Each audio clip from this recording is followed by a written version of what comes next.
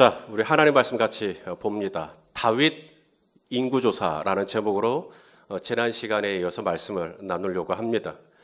왕입니다. 다윗은 왕이니까 자신이 다스리는 나라의 백성들의 인구를 조사하는 것은 큰 문제가 안 됩니다. 궁금하죠. 다스리는 지도자의 입장에서 몇 명이나 되나 궁금할 수 있습니다. 아무 문제 없습니다. 할 수 있습니다. 해도 됩니다. 모세도 인구조사했고 솔로몬도 인구조사했는데 뭐가 문제겠습니까? 그런데 하나님은 다윗이 인구조사를 했다는 이유만으로 어떤 큰 재앙을 내리시는 것을 보게 됩니다. 이해가 잘 안 되는 대목입니다. 이해하기 쉽지 않습니다. 여러분, 우리가 성경을 읽다 보면 정말 우리 하나님 알다가도 모르겠다 하시는 부분들이 참 많습니다. 이 다윗의 인구조사도 그 중에 하나입니다. 아니, 왜 다른 사람들은 다 되는데 왜 다윗은 안 되나? 왜 다윗은 인구조사를 한 것 때문에 큰 어려움을 겪나? 여기에는 두 가지 차원이 있습니다. 하나는 다윗의 차원이고요. 그리고 하나는 이스라엘의 차원입니다. 뭔 말인지 모르실 거예요. 자, 이제 하나씩 소개를 할 건데 오늘과 다음 주로 나눠서 말씀을 계속 전하겠습니다. 자, 먼저 다윗입니다. 하나님께서 다른 사람들은 다 괜찮은데 다윗이 인구조사를 한 것 때문에 이스라엘에 큰 재앙이 닥쳤습니다. 아니, 왕이니까, 지도자니까 백성들의 숫자를 좀 알아보겠다는, 단에서부터 부엘세바까지, 우리로 말하자면 백두에서 할라까지 얼마나 되나 알아볼 수 있죠. 그런데 하나님께서 이걸 기뻐하지 않습니다. 왜요? 다윗이 인구조사를 하는 그 행위 자체가 하나님께 문제가 된다기보다는 다윗이 인구조사를 하려고 하는 동기가 문제가 된 겁니다. 뭐가 문제가 됐다고요? 동기요. 동기. 우리 잠언에 있는 말씀을 하나 좀 봅시다. 우리 하나님이 어떤 분인지 읽어봅시다. 시작. 사람의 행위가 자기 보기에는 모두 깨끗하여도 여호와는 심령을, 자, 사람들이 볼 때는 자기 행위가 어떻게 보여요? 이거 괜찮아요. 인구조사하는 거. 깨끗한 겁니다. 문제 없습니다. 그래서 자기는 이거 왕이니까 할 수 있는 거니까 나는 문제 없다고 생각되어지는데 하나님이 감찰하시는 것은 뭘 감찰하시냐면 행위가 아니라 심령입니다. 심령, 동기죠, 동기. 이 감찰하신다라는 말이 히브리어로 토켄인데 이게 저울에 달아본다는 얘기예요. 저울에 달아봐요. 그래서 이 다윗의 동기를 저울에 달아봤더니 다윗의 동기가 순수하지 않더라는 겁니다. 다니엘 5장에 보면 벨사살 왕이 나옵니다. 이 벨사살 왕이 잔치를 벌여요. 귀족들을 1000명을 불러서 성대한 잔치를 벌입니다. 아주 붓고 마시고 아주 이렇게. 그러다가 이게 술이 거하게 취하니까 기분이 좋으니까 해서는 안 될 걸 합니다. 뭐냐면 예루살렘 성전을 회파시키면서 예루살렘 성전에서 쓰던, 하나님을 제사할 때 쓰던 기물들, 그릇이나 대접이나 이런 것들을 갖고 왔거든요. 그걸 갖고 오라는 거예요, 벨사살 왕이. 그리고는 거기다가 술을 붓고 그걸 마시고 하나님을 예배하는 이 거룩한 그릇에다가 그런 짓을 한 겁니다. 한참 그렇게 웃고 떠들고 마시고 이러고 있는데 무슨 일이 일어나냐면 손가락이 하나 나타납니다. 아주 큰 손가락이 하나 그 연회장에 나타나요. 이게 그냥 어느 한 사람에게만 보이는 착각이 아니라 그곳에 있는 모든 사람들이 다 한꺼번에 봅니다. 그 손가락이 나타나 벨사살 왕의 그 궁벽, 그 석회로 만든 벽이죠. 이 궁에 있는 이 석회벽에다가 이 손가락이 글씨를 써요. 메네, 데겔, 우바르신. 이런 글씨를 씁니다. 여기서 우바르신이라고 할 때 이 우는 접속사예요. 접속사. 그리고라는 뜻입니다. 그러니까 메네, 데겔, 그리고 바르신. 이런 뜻인 건데, 자, 이 글씨를 보는 순간 벨사살 왕은 완전히 몸에 힘이 다 빠져나가 버립니다. 그리고 온몸이 굳어버려요. 그리고 다리의 힘은 다 풀려버리고 도대체 이게 뭐길래 벨사살 왕이 그렇게 놀래나? 자, 이유가 있습니다. 메네, 이것은 number, 숫자를 셌다는 거예요. 자, 우리가 자녀들에게 내가 그거 갖고 와. 안 갖고 옵니다. 그럼 엄마 아빠가 카운트 들어가죠. 하나, 둘. 그죠? 몇 가지 세세요? 둘 반에 반. 둘 반에 반에 반. 뭐 이렇게 가잖아요. 그게 메네. 하나, 둘. 그래서 이 벨사살 왕의 이 잘못을 하나님의 숫자 다 센 거예요. 그리고 메네라는 말이 무슨 말이냐면 수가 다 찼다는 얘기입니다. 이미 카운트가 끝났다는 얘기예요. 이게 하나, 둘까지는 봐줘요. 하나, 둘까지. 근데 셋 하는 순간 끝나는 거거든요. 그 다음에 테켈이라고 하는데, 이게 뭐냐면 저울에 달아본다는 얘기예요. 저울에 달아봐요. 그래서 이게 어느 정도 200g까지는 괜찮은데, 저울에 달아보니까 이게 300g, 400g, 500g 너무 많이 넘어가 버렸어. 그래서 저울에 달아보니까 네가 너무 넘어갔다는 이야기예요. 그래서 숫자 다 셌고요. 저울도 넘어가 버렸고요. 그래서 파르신. 이게 뭐냐면 divide. 이게 숫자로 말하자면 이게 나누게 하는 겁니다. 이게 쪼개지는 거죠. 그래서 바벨론이 망하게 될 거다. 이 얘기를 지금 쓴 거죠. 그러니까 벨사살 왕이 깜짝 놀란 겁니다. 숫자 다 셌죠. 저울에 달아보니까 함량이 너무 초과됐죠. 그래서 이 나라는 두 쪽으로 갈라져서 망하게 될 거다. 이게 딱 벽에 글씨로 써진 거죠. 자, 여기서 제가 주목하고 싶은 게 이 테켈이라고 하는 단어입니다. 테켈, 그리고 아까 감찰한이라 토켄, 이게 비슷한 말이거든요. 이게 저울에 달아본다는 얘기입니다. 그래서 우리 하나님이 어떤 분이냐고요? 우리 하나님은요, 저울을 달아보시는 분, 측량하시는 분, 재보시는 분, 이런 하나님이십니다. 그래서 우리가 이게 죄를 지을 때 하나님이 이렇게 저울에 달아보고 이제 그 무게가 많이 나가면 이제 하나님께서 뭔가를 하십니다. 지금 다윗이 인구조사할 수 있죠. 그런데 이 동기를 달아보니까 삐 하고 소리가 난 거예요. 이게 뭔가가 좀 문제가 생긴 겁니다. 자, 다윗의 수하에 있던 요압 장군이 이렇게 단에서부터 부엘세바까지 이제 그 시간이 얼마나 걸렸나 봤더니 9개월하고도 20일이 걸렸어요. 9개월하고도 20날이 걸렸어요. 적지 않은 시간 동안 이제 인구조사를 했습니다. 인구조사를 하고 난 다음 다윗에게 이제 뭔가를 보고해요. 이 보고하는 내용을 들어보니 다윗의 동기가 거기서 나오는 겁니다. 자, 뭐라고 보고를 하냐면 이스라엘에서부터 이제 단에서부터 부엘세바까지 숫자를 다 세보니까 이스라엘 족속은 이스라엘 중에서는 북쪽 이스라엘입니다. 칼을 빼는 담대한 자가 몇 만이요? 80만 명이요. 그럼 밑에 있는 유다 쪽에서는 칼을 뺄 수 있는 자가 몇 만이요? 50만. 자, 여인들의 숫자를 센 것도 아니고 노인들의 숫자를 센 것도 아니고 어린아이들의 숫자를 센 것도 아니고 역대기에 보면 레위 지파와 베냐민 지파는 또 빼고 9개월 동안 인구조사를 한 건데도 레위 지파와 베냐민 지파는 빼고 나머지만 보고합니다. 그런데 이 보고한 것의 내용을 보니까 다른 거 이야기 안 하고 칼을 뺄 수 있는 사람이 이만큼 됩니다라고 보고를 하는 것으로 보아 다윗이 인구조사를 한 동기는 뭐냐면 단순히 우리 백성들의 숫자가 얼마나 되는가를 알고자 함이 아니라 전쟁이 났을 때 군사로 동원할 수 있는 숫자가 몇 명인가를 알기를 원했던 거죠. 과연 이 나라 내 백성 안에는 군사로 동원할 수 있는 병사가 될 수 있는 수가 몇 명이라 되느냐. 이제 이 나라가 전쟁이 나거나 어려움이 나면 이 나라를 지킬 수 있는, 이 나라를 보호할 수 있는 이 병사의 숫자가 얼마나 되느냐. 하나님은 바로 이 동기가 마음에 안 들었던 거예요. 이 나라를 지키는 것이 하나님인데, 이 나라를 지금까지 보존하신 게 하나님인데 다윗은 순간 병사의 숫자를 의식한 겁니다. 병사가 얼마나 되느냐.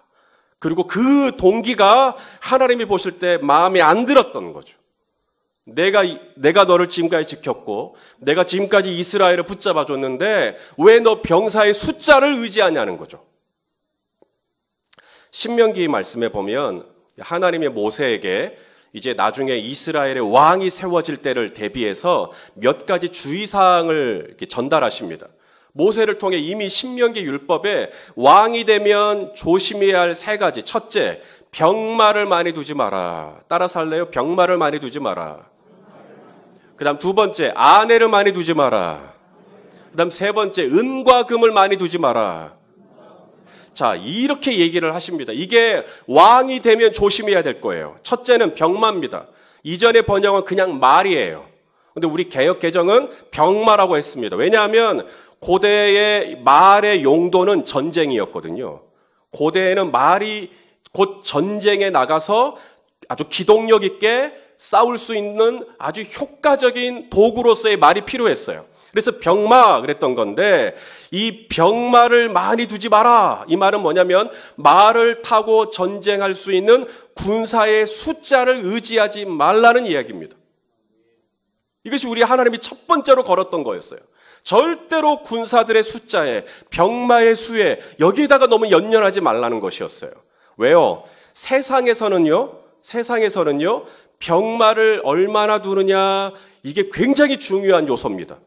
그래서 애굽의 바로의 군대를 이야기할 때 뭘 얘기하냐면 그의 병거와 그의 마병, 이런 얘기를 합니다. 왜냐하면 세상에서는 병거와 마병이 곧 파워거든요. 또 블레셋 이야기도 하면 블레셋도 마찬가지로 병거와 마병 뭐 몇만 명이다, 몇천 명이다, 막 이런 얘기예요. 그러니까 블레셋도 그렇고 애굽의 바로도 그렇고 과연 이 병마가 얼마나 되느냐, 마병이 얼마나 되느냐, 병거가 얼마나 되느냐, 이런 데 굉장히 관심이 많습니다. 세상의 논리는요, 병마를 많이 두면, 말을 많이 두면 그게 능력이 되는 거예요. 아내를 많이 두면 그게 능력이 되는 거예요. 은금을 많이 가지고 있으면 그게 능력이 되는 거예요. 그게 힘이 되는 겁니다. 그런데 하나님은 이스라엘 왕은, 이스라엘의 지도자는 그러면 안 된다는 거예요. 딴 나라는 어떻든지 간에 하나님의 백성, 하나님의 나라의 지도자는 말을 너무 의지하지 마라. 말을 얼마나 두느냐, 이런 거에 너무 연연하지 마라. 아내를 너무 많이 두지 마라. 그리고 은과 금을 두지 마라. 이 얘기를 하시는 겁니다. 신명기 여호수아죠. 여호수아 11장에 보면 이 하솔 왕 야빈이 연합군을 형성해서 여호수아 군대에게 도전을 합니다. 그때 이 여호수아 군대가 이 연합군 하솔 왕 야빈 연합군이라고 합시다. 이 야빈 연합군을 이제 이기는 겁니다.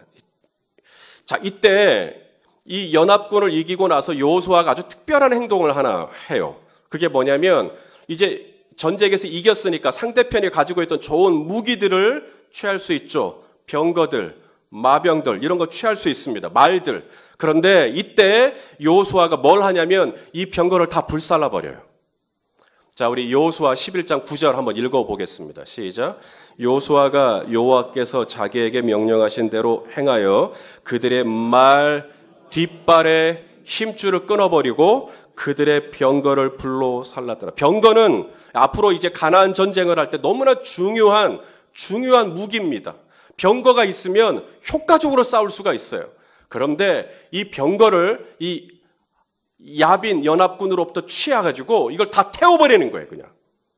그리고는 말도 어떻게 했다고요? 말도 뒷발에 힘줄을 다 끊어버렸어요. 이것은 말의 생명을 상실하는 거나 마찬가지죠. 말에게는 이 달려갈 수 있는 게 말의 힘인데 이 힘줄을 다 끊어놔 버렸어요. 이제 더 이상 이 말을 쓸 수가 없는 겁니다. 왜 그랬을까? 여호수아는 왜 기껏 수고하고 싸워서 상대편의 병거와 말을 얻었는데 그걸 다 끊어버렸어요? 이유는 딱 하나죠. 우리의 전쟁의 승리는 병거나 말의 수에 있지 아니하고 오직 하나님께서 우리의 힘이고 하나님께서 우리의 구원이고 하나님께서 우리의 도움이라고 하는 신앙의 고백을 이렇게 표현한 겁니다. 그게 여호수아였어요. 그러니 여호수아의 군대를 당해낼 수가 없는 겁니다. 여호수아의 군대가 병거가 많아서가 아니라 군사의 수가 많아서가 아니라 여호수아의 군대는 오직 하나님을 믿는, 그것을 야훼 신앙이라고 그래요. 야훼 신앙으로 똘똘 뭉쳐있기 때문에 저는 우리 성도님들이 이 야훼 신앙, 하나님을 의지하는 믿음이 충만하시기를 축복합니다. 아내도 마찬가지입니다. 아내를 많이 두지 말라 그랬어요. 이유는 하나, 아내들을 많이 두면 아내들이 미혹하게 한다는 거예요. 미혹하게 한다는 말이 무슨 말이냐면 정신을 딴 데 팔게 할 만한 것들이 많아진다는 거예요. 그게 미혹입니다. 그래서 아내를 많이 두지 말라는 말은 정신을 딴 데 두지 말라는 거예요. 왕이니까, 지도자니까 정신 팔지 말라는 거예요. 또 하나, 은과 금. 자꾸 은과 금을 의지하고 싶어요. 오직 하나님만 의지해야 되는데 은과 금을 의지한단 말입니다. 이것을 지금 하나님께서 경계하신 것이죠. 13세기에 그 이탈리아의 신학자이면서 철학자였던 토마스 아퀴나스가 이 교황 이노센트 4세의 초대를 받아서 이제 교회를 가게 됩니다. 이 교황이 이 토마스 아퀴나스를 초대해서 이제 자신이 교회 안에 있는 창고, 교회 안에 있는 창고를 이렇게 하나 보여줘요. 거기에는 전국에서 보낸 온갖 헌물들, 금이며 은이며 보석이며 진귀한 것들이 그 창고에 가득했어요. 그걸 보여주면서 교황이 토마스 아퀴나스에게 뭐라 그러냐면, 이제 옛날에 베드로가 했던 내게 은과 금은 없거니와 라고 했던 그 시대는 지나갔다는 거예요. 이제 우리는 은과 금이 많다는 거예요. 보라고. 자, 이 얘기를 아주 뻐기듯이 폼을 잡고 얘기를 하는 겁니다. 자, 이 얘기를 듣던 토마스 아퀴나스가 아주 슬픔에 차서 교황 이노센트 4세에게 이렇게 얘기해요. 내게 금과 은과 금은 없거니와 하는 시대가 지남과 동시에 오직 나사렛 예수 그리스도 이름으로 걸어라 명령했던 믿음도 사라져버렸다는 거예요. 은과 금을 의지하니까 나사렛 예수 그리스도라고 하는 이 유일성이 약해지더라는 거예요. 이 얘기를 이제 지적한 겁니다. 자, 저를 따라서 했어요. 너희는 그렇지 아니하니. 이게 우리 주님이 저와 여러분에게 원하시는 겁니다. 세상에서의 힘은 말을 많이 두는 거고, 세상에서의 힘은 아내를 많이 두는 거. 그래서 미혹받을 게 많아요. 여기저기 볼 게 많아요. 여기저기 갈 데도 많아요. 정신 팔 만한 데가 참 많아요. 재밌는 게 많아요. 그리고 재밌는 게 많으면 그 사람은 힘 있는 거거든요. 그 다음에 또 하나, 은과 금이요. 은과 금이 많으면 힘이에요. 그런데 주님은 뭐라고 말씀하시냐면 너희는 그렇지 않다는 거예요. 너희는 그렇지 않다.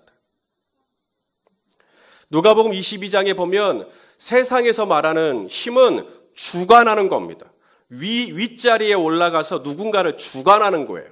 여기서 이 주관한다는 말이 다른 번역에 보면 군림하는 겁니다. 군림하고 호령하고 명령하고 참 윗자리에서 뭔가를 하는 거. 그것을 세상에서는 힘이라 그래요. 그런데 주님이 그 다음 절에 뭐라 그랬냐면 너희는 그렇지 않을지니. 너희는 그렇지 않을지니. 이게 무슨 말이죠? 세상은 이게 힘이에요. 말도 많이 두고 아내를 많이 두고 은과 금을 많이 두고. 근데 주님이 말씀하십니다. 너희는 그렇지 않다. 너희는 그게 힘이 되면 안 된다. 너희는 그게 자랑이 되면 안 된다는 거예요. 너희는 좀 달라야 된다는 거예요. 세상은 넓고 편하고 안정되고 이런 거 되게 좋아해요. 그래서 거기로 가는 사람 많아요. 근데 주님이 뭐라고 말씀하세요? 너희는 그렇지 않을지니 어디로 가라 그래요? 좁고 협착한 길로 가라는 거예요. 여기서 이 협착한 길이라는 말은 바로 고난의 길, 어려움의 길, 눈물의 길, 사망의 묻침한 골짜기, 사방으로 우겨쌈을 당하는 길, 뭐 이런 뜻입니다. 그쪽으로 가라는 거예요.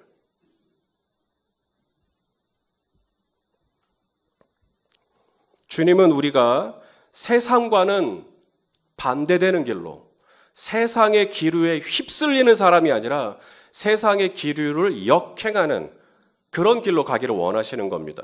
로마서 12장 2절에 너희는 이 세대를 뭐하지 말고 본받지 말고 이게 시스케마티조라는 헬라어인데 이게 팔로웨이, 세상의 기류를 따라가지 말라는 거예요.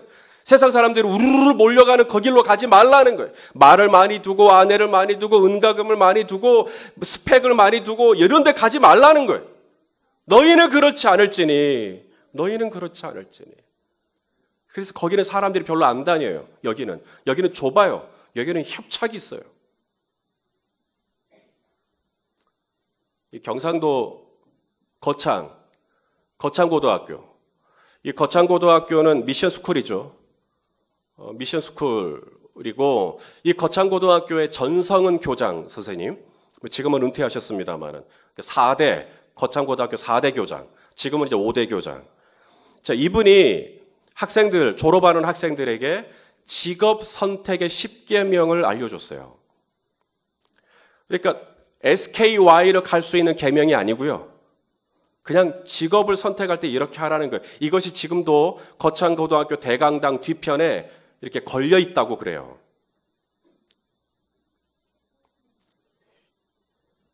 월급이 적은 쪽을 택하라. 내가 원하는 곳이 아니라 나를 필요로 하는 곳을 택하라. 승진의 기회가 거의 없는 곳을 택하라. 모든 조건이 갖추어진 곳을 피하고 처음부터 시작해야 하는 황무지를 택하라. 앞을 다투어 모여드는 곳은 절대 가지 마라. 아무도 가지 않는 곳으로 가라. 장래성이 전혀 없다고 생각되는 곳으로 가라. 사회적 존경 같은 건 바라볼 수 없는 곳으로 가라. 한 가운데가 아니라 가장자리로 가라. 부모나 아내나 약한 자가 결사반대하는 곳이면 틀림이 없다. 의심치 말고 가거라. 왕관이 아니라 단두대가 기다리고 있는 곳으로 가거라. 이 전성원 교장이 서울대에서 잘 나가던 그걸 내려놓고 또 정부로부터 학교를 폐교시키겠다고 하는 압박에도 불구하고 끝까지 시골에 약 전교생이 300명 조금 넘는 이 학생들을 붙들고 거기는 실력을 위해서 학생들을 가르치는 게 아니라 인성을 위해서 가르친다. 그게 그 학교의 우선순위예요. 그래서 이 기숙하는 학생들과 함께 더불어 살면서 이제 이 아이들에게 앞으로 세상에 나가 어떻게 살아야 되나 미션 스쿨이니까 기독교적인 정신, 하나님 나라의 정신을 가르쳐 주는 건데 그게 뭐냐면 한 복판이 아니라 가장자리로 가라는 거예요. 세상에서 왕들이 중요하게 여기는 가치들이 있거든요. 말을 얼마나 뒀느냐. 단에서부터 부엘세바까지 북이스라엘은 칼을 빼는 자가 80만이요. 유다는 50만이요. 세상은 그런 거여가지고 좋아해요. 그런데 주님이 말씀하십니다. 너희는 그렇지 않을지니. 너희는 그렇지 않을지니. 주님은 우리의 힘, 우리의 구원, 우리의 능력, 우리의 자랑, 우리의 소망, 바로 우리 하나님 아버지 당신이 되기를 원하시는 거예요. 우리 이사야 말씀, 이사야 12장 2절 한번 읽어보시죠. 시작. 보라, 하나님은 나의 구원이시라. 내가 신뢰하고 두려움이 없으리니 주 여호와는 나의 힘이시며 나의 노래시며 나의 구원입니다. 작년에 저희 교회에서 선교지 신방을 필리핀으로 갔는데 이 김해 공항에서 출발을 했어요. 그때 이 김해 공항에 이제 공항에 가면 이제 보안 검색대를 지나거든요. 짐들을 다 조사합니다. 그때 다른 팀들은 다 통과했어요. 근데 딱 한 사람이 걸렸어요. 바로 제 아내가 걸렸습니다.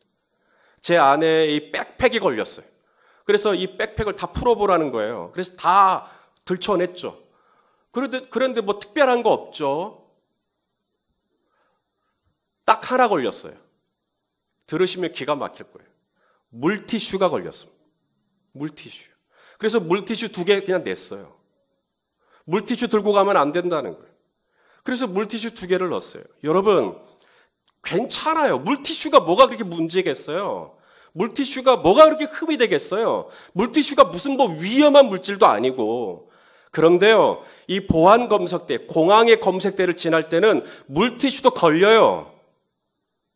여러분, 왕이니까 인구조사 할 수 있죠? 근데 하나님 나라의 검색대를 지날 때 인구조사를 하는 그 동기를 저울에 달아보는데 여기서 걸린 겁니다. 너 지금 병마를 의지하고 있구나. 너 지금 군사들의 숫자를 의지하고 있구나. 너 지금 은근히 은과 금을 의지하고 있구나. 그랬을 때 주님이 여기서 딱 걸리는 겁니다. 저는 오늘날 우리 한국교회를 바라봐요. 우리 한국교회가 병마가 없나요? 숫자가 없나요?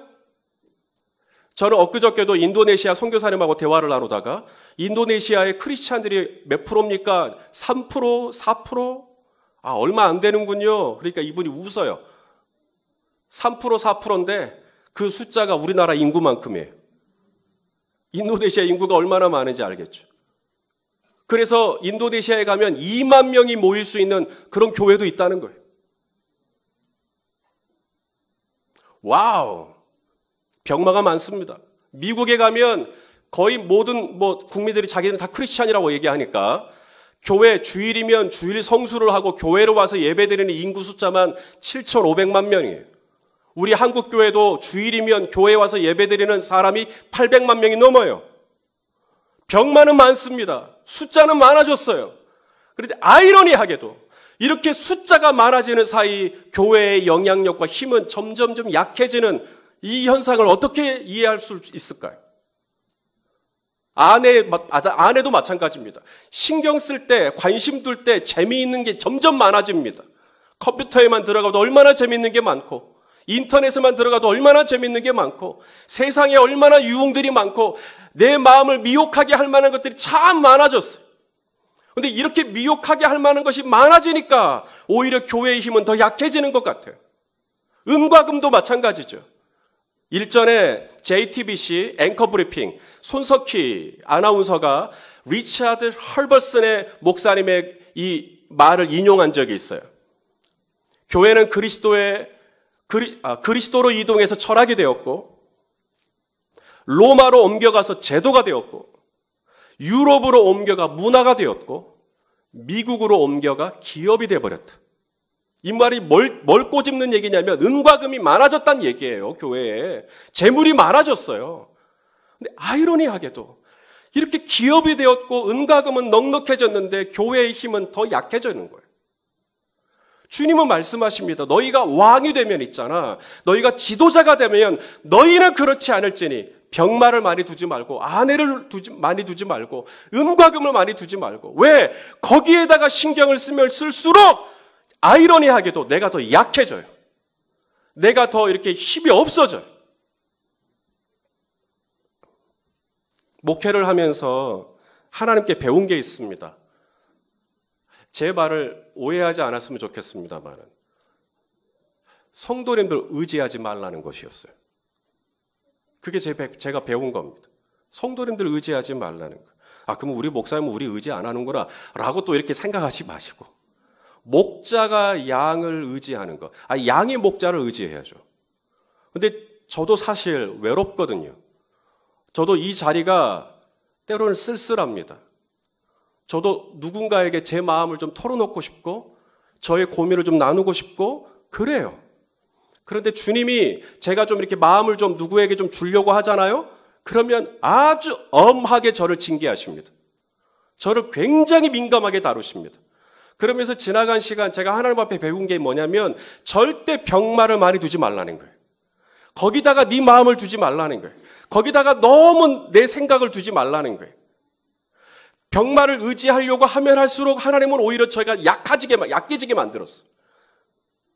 하나님은 제가 어떤 문제가 생기면 하나님 앞에 나와 하나님이 나의 힘이고 하나님이 나의 구원이고 하나님이 나의 능력이고 하나님이 나의 지혜고 하나님이 나의 목자고 하나님이 나의 구원자시고 하나님이 나의 공급자시고 하나님이 나의 망대시고 하나님이 나의 피난처시고 하나님이 나의 전부가 되기를 원하셨지.